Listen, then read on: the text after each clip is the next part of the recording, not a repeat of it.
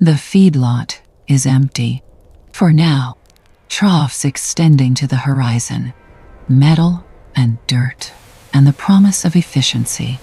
This is where it begins. Not on a farm, in a factory, because that's what this is. A factory for producing meat. The silos rise 30 meters.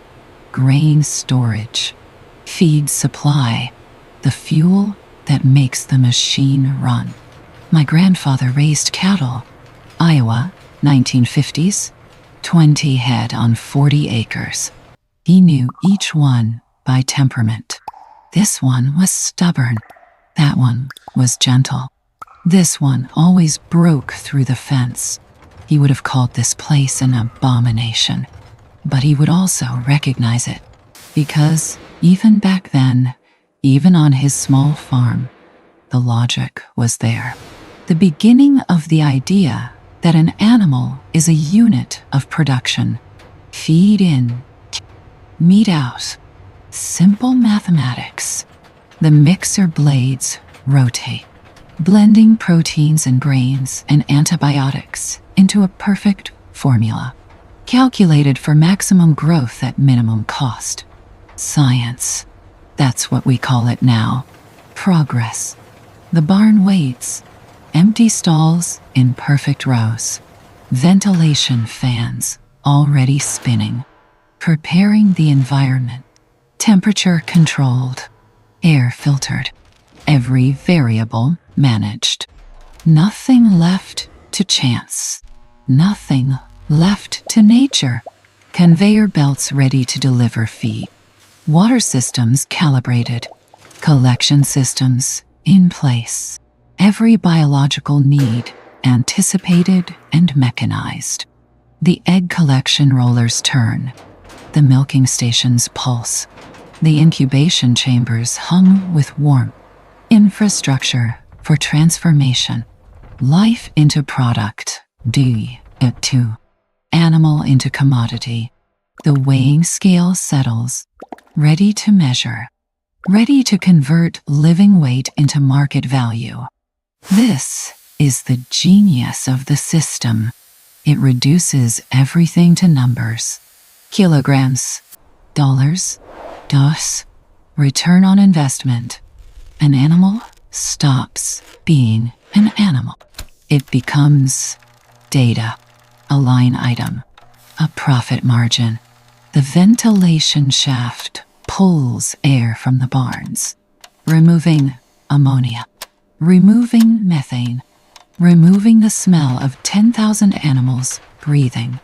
The grain auger spirals downward, mechanical precision, feeding the system that feeds the animals that feed us.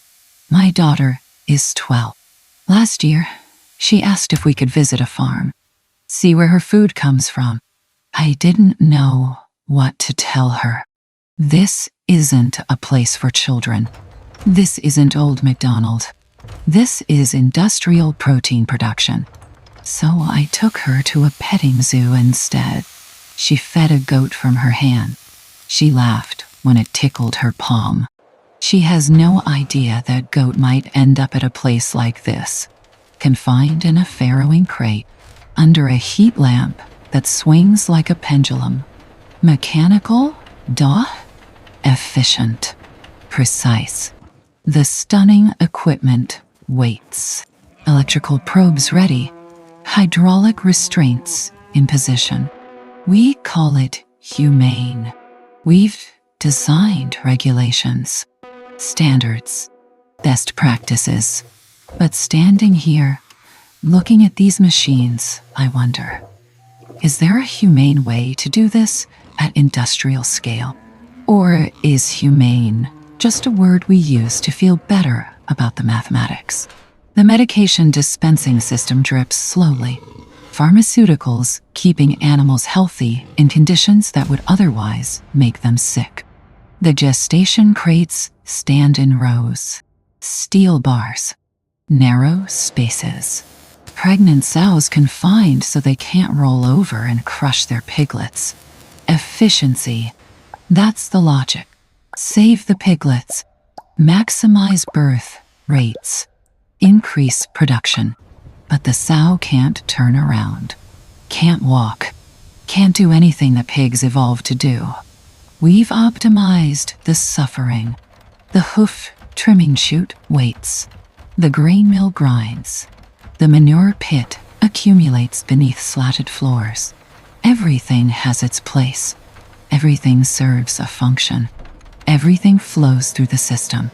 The artificial insemination equipment releases nitrogen vapor, DART, cryogenic storage for genetics, breeding without biology, selection without selection.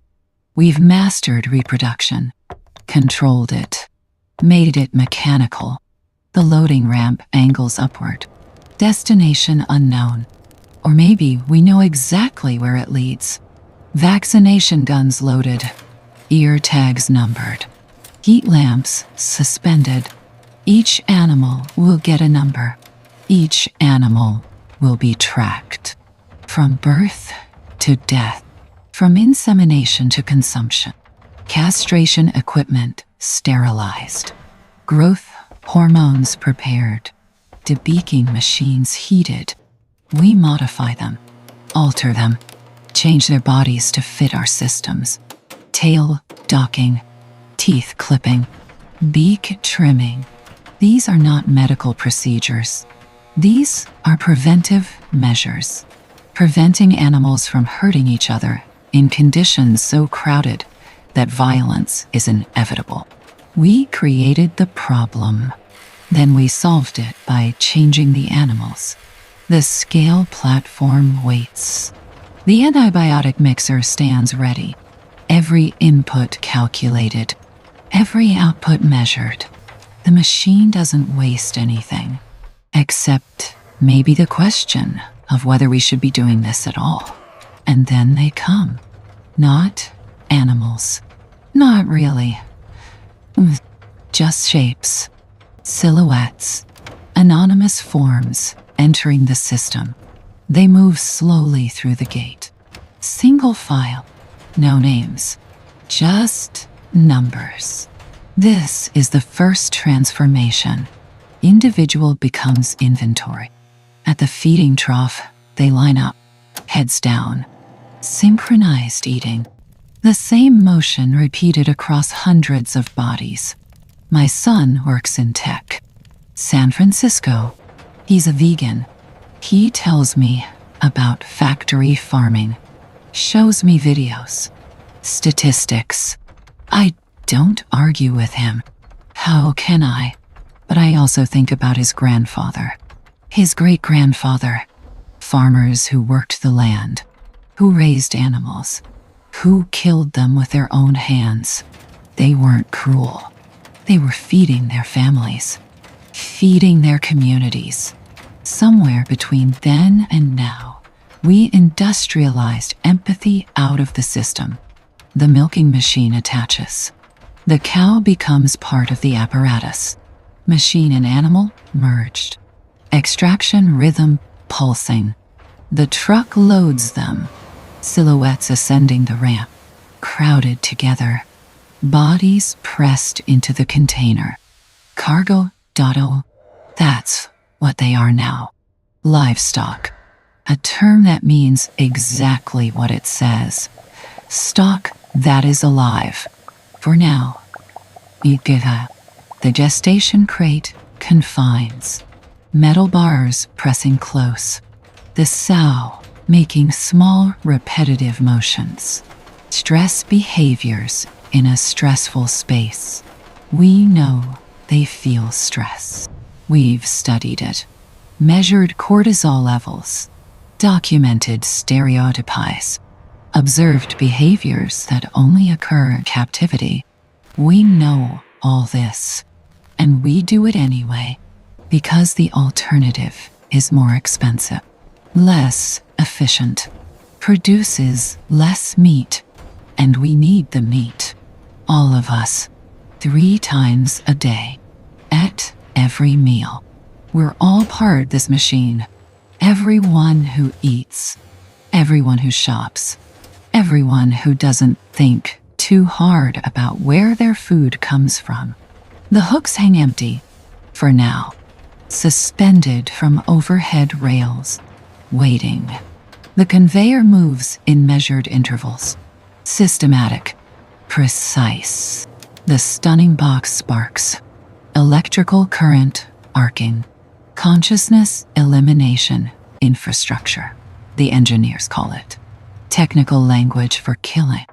The bleeding station drips, collection trough positioned, every fluid harvested, nothing wasted. The scalding tank steams, preparing for feather removal. The plucker rotates, rubber fingers spinning. My wife stopped eating meat 10 years ago. She watched a documentary, said she couldn't do it anymore. I still eat meat. I tell myself I'm conscious about it. I buy organic when I can afford it. Free range, grass-fed, labels that make me feel better. That let me participate in the system while pretending I'm not. But standing here, watching these machines, I realize there is no ethical consumption under industrial capitalism. That's not original. I read it somewhere, but it feels true here, in this space, where life becomes product at unimaginable scale. The evisceration table waits. Surgical precision. The carcass splitting saw ready. Division. Separation. Reducing the whole to parts. The inspection station glows. Bright light for quality control. Grading stamps ready to classify. Choice. Select. Dot. Standard. Ranking meat. Pricing based on marbling. Fat content. Visual appeal. We've created an aesthetic of consumption. The refrigeration chamber preserves. The band saw portions. The grinder reduces texture. Each station, another transformation. Each process another step away from the animal that entered this building. The sausage stuffer shapes. The vacuum sealer preserves. The metal detector screens. The tray sealer closes. The bone saw separates. The trim table refines. Injection needles ready for marination. The tumbler tenderizes. The labeler identifies. X-ray inspection revealing internal structure. The portion cutter standardizing sizes. The smokehouse adding flavor. The CO2 chamber ensuring unconsciousness. Step by step. Process by process. The animal disappears. The product emerges. And at the end of the line, a worker. Just a silhouette. Anonymous in a white coat. Making final checks. Quality control. Making sure the meat is safe. Making sure the system worked. Human and machine integrated. Both necessary. Both replaceable. The worker performs the inspection, but doesn't see the animal. Can't see the animal. That's the design. That's how the system protects itself. If we saw what happened here, really saw it, really understood it, could we keep eating? The refrigerated truck opens. Cold vapor escaping. The meat begins its journey to warehouses, distribution centers, vast spaces filled with pallets rising to the ceiling, automated conveyors sorting, guided vehicles transporting, robots stacking, everything moving, everything flowing. The supply chain never stops. Temperature monitored continuously. Barcode tracking every package. Pneumatic tubes carrying documentation. The cold chain persisting. From slaughterhouse to supermarket, maintaining freshness, preserving quality. My mother is 78. She grew up in rural Kentucky. She remembers when her father slaughtered a chicken. They ate it that night. Fresh. Truly fresh. Not fresh from the farm marketing language. Actually fresh. She tells me food tasted different then. I don't know if that's nostalgia or truth, but I know this. That chicken was one chicken. Her family knew it, chose it, killed it, prepared it, ate it. One for one meal. Now we kill millions per day, billions per year. Bunch. More animals than we can conceptualize. And we call it normal. We call it modern. We call it necessary. Palletizing robots stack boxes. Shrink wrap machines seal loads. Dispatch bays prepare trucks. Order picking systems select products. Stretch wrap secures pallets. Cold storage preserves inventory. Box erecting machines form containers. Weighing systems calculate prices. Vacuum cooling preserves freshness. Cross-docking transfers product between trucks without storage. Inventory management systems track everything digitally. Blast chillers freeze rapidly. Case sealers close boxes. Loading dock plates bridge the gap. X-ray systems inspect for contamination. Ambient storage zones hold dry goods. Guided vehicles navigate autonomously. Every step measured. Every process optimized. Every inefficiency eliminated. The system is remarkable. Genuinely remarkable. The logistics of feeding 330 million Americans. The coordination required. The technology involved. But what are we coordinating? What are we optimizing? The transformation of sentient beings into consumer products. At scale. At speed. At profit. And at the end of this journey, goods-to-person picking stations. Workers guided by voices in headsets. Order consolidation areas. Cold chain monitoring. Shipping verification gates. Making sure everything is perfect. Making sure the system worked. Making sure you never have to think about where this came from. The supermarket aisle stretches to infinity. Perfect product placement. Geometric precision. The refrigerated case glows. Packages arranged in rows. Uniform. Identical. Clean. So clean you'd never know what happened to create this. Shopping carts nested. Checkout conveyors ready. The retail infrastructure awaiting consumers. And then you arrive. Not you specifically. Just a shape. An anonymous silhouette. A shopper. One of millions performing the same ritual. The same motions. The same unconscious participation. Cart through the aisles. Items from shelves. Packages scanned. Bags loaded. Trunk packed. Home arrived. Refrigerator filled. Microwave humming.